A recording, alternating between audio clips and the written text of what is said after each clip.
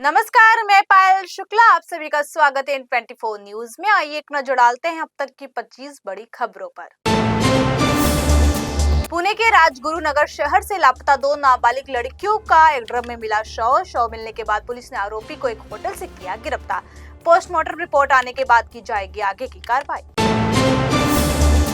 नवी मुंबई के कलंबोली में एक डॉक्टर को फ्लैट बेचने के नाम पर की गई 70 लाख की ठगी। ठगों ने डॉक्टर को पहले से बिक चुका फ्लैट दिखाकर तय किया सौदा और हड़प ली रकम। पुलिस ने महिला समेत 3 लोगों के खिलाफ केस दर्ज कर तलाश की शुरू। पुणे के वानवड़ी इलाके में एक कार ने बाइक को मारी टक्कर, जिसके बाद बाइक सवार युवक को पड़ा दौरा। वह सड़क पर गिरते ही अचानक पटकने लगा हाथ पैर।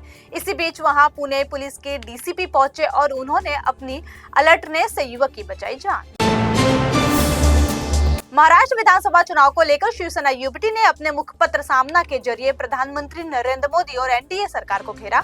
उन्होंने लिखा, जिसकी लाठी उसकी भैंस की तर्ज पर चल रहा है हमारा लोकतंत्र। भारत का चुनाव आयोग है लाठी और यह लाठी है फिलहाल पीएम मोदी और अमित शाह के हाथ, इसलिए उनकी ही है लोकतंत्र की भैंस। मुंबई समेत 4 अलग अलग शहरों में अवैध तौर पर रहे 17 बांग्लादेशी नागरिकों को आतंकवाद निरोधक दस्ते एटीएस ने किया गिरफ्तार। ये बांग्लादेशी भारत में अवैध रूप से घुसे थे और रह रहे थे बिना अनुमति के। एटीएस ने स्थानीय पुलिस की मदद से इस सप्ताह मुंबई, नवी मुंबई थाने और नासिक शहर में चलाया अभियान।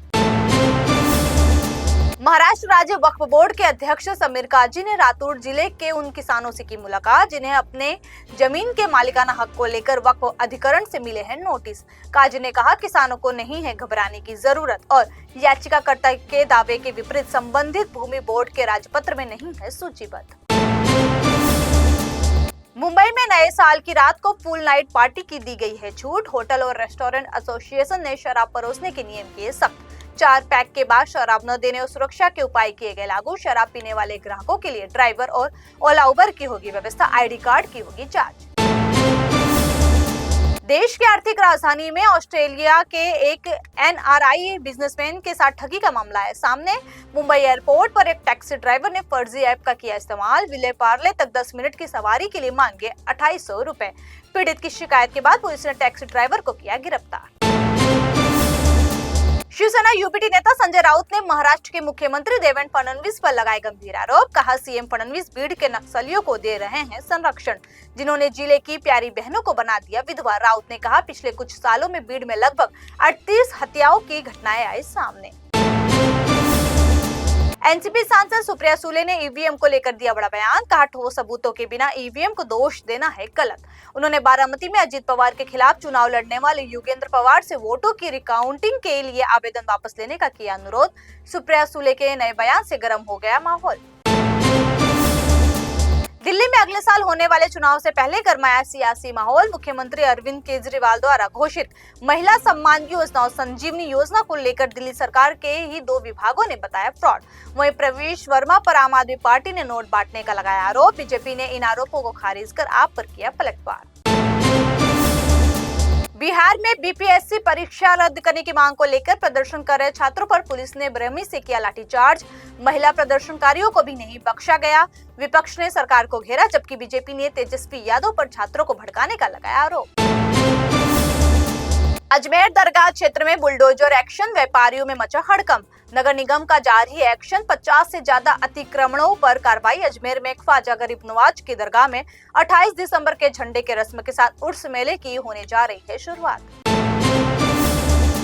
कर्नाटक के बेलगावी में कांग्रेस कार्य समिति की हुई बैठक के लिए लगाए गए बैनर पोस्टर, उसमें भारत का दिखाया गया गलत नक्शा। इसे लेकर भाजपा ने दी कड़ी प्रतिक्रिया। आरोप लगाए कि नक्शे में जम्मू कश्मीर के पीओके और अक्साई चीन को भारत का नहीं दर्शाया गया हिस्सा। फरीदाबाद में एक खौफनाक वारदात आई सामने, जहां एक 19 साल के युवक को चाकू गोद कर दी गई हत्या। पुलिस ने 11 लोगों के खिलाफ हत्या का मामला किया दर्ज। 2 महीने पहले ही अंशुल नाम के युवक को इंस्टाग्राम पर जान से मारने की मिली थी धमकी।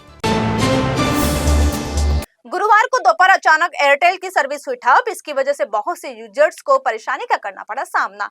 इस आउटेज के चलते यूजर्स मोबाइल से लेकर ब्रॉडबैंड की सर्विस का नहीं कर पाए इस्तेमाल।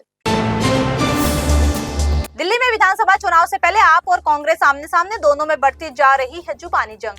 आपने प्रेस कॉन्फ्रेंस करके कांग्रेस पर लगाया बड़ा आरोप, कहा कांग्रेस दिल्ली में बीजेपी के साथ मिलकर लड़ रही है चुनाव। संभल में खुदाई के दौरान एक के बाद एक निकल रहे हैं प्राचीन इमारतें और कूप। शाही जामा मस्जिद से कुछ दूरी पर मिला है मृत्यु कूप।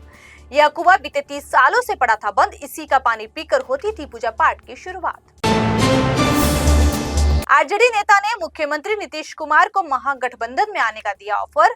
आरजेडी विधायक भाई वीरेंद्र ने कहा, राजनीति में न कोई परमानेंट दोस्त होता है न कोई दुश्मन, राजनीति है संभावनाओं का खेल। मेलबर्न टेस्ट का पहला दिन खत्म होते ही विराट कोहली पर लगा जुर्माना। विराट कोहली की काटी गई 20% मैच फीस। रिपोर्ट्स के मुताबिक विराट कोहली लेवल 1 के पाए गए दोषी। विराट कोहली ने ऑस्ट्रेलियाई ओपनर सैम कर्स्टन को मारी थी टक्कर। अभिनेता अल्लू अर्जुन की पुष्पा 2 फिल्म की स्क्रीनिंग में भगदड़ को लेकर चल रहे विवाद के बीच तेलंगाना सीएम रेवंत रेड्डी ने तेलुगु फिल्म इंडस्ट्री से की मुलाकात। मीटिंग में उन्होंने सभी एक्टर्स, प्रोड्यूसर्स और डायरेक्टर से कहा, राज्य में कानून व्यवस्था को लेकर नहीं होगा कोई समझौता।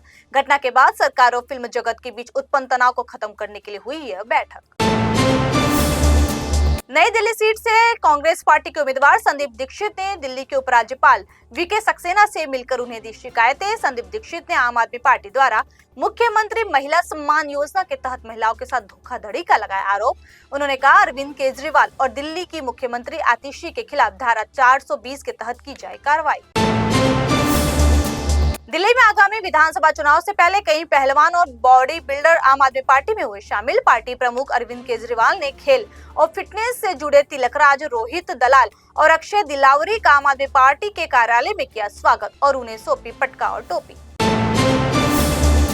राष्ट्रपति द्रौपदी मुर्मू ने वीर बाल दिवस के अवसर पर 7 कैटेगरी में 17 बच्चों को दिए प्रधानमंत्री राष्ट्रीय बाल पुरस्कार।